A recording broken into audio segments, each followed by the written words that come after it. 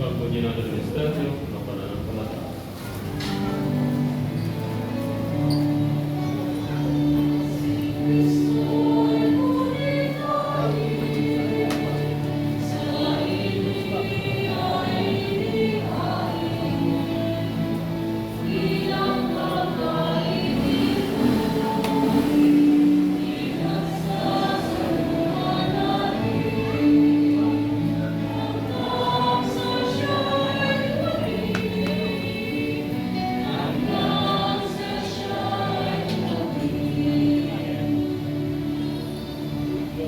Habang ginagawa namin ngayon ang pag-alalan sa pagkamatay, ulit sa pagbuhay ng iwala.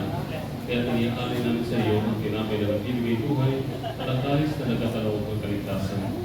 Kami nagpapasalamat dahil kami iyong minarapat na tumayo sa harap mo para maglingkod sa iyo.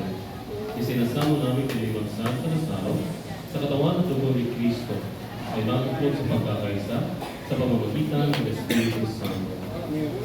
Kamali natin mo ang simbahang laganap sa buong daigdig, mas masito sa pag-ibig.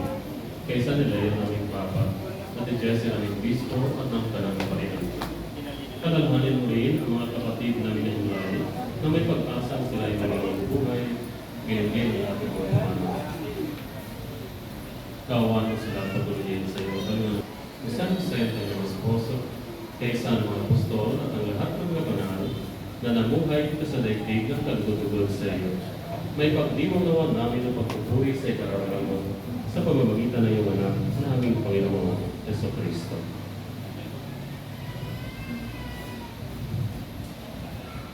Sa pamamagitan ni Kristo, kapangyarihan, kasama ng Espiritu Santo, magpasawalang hanggan.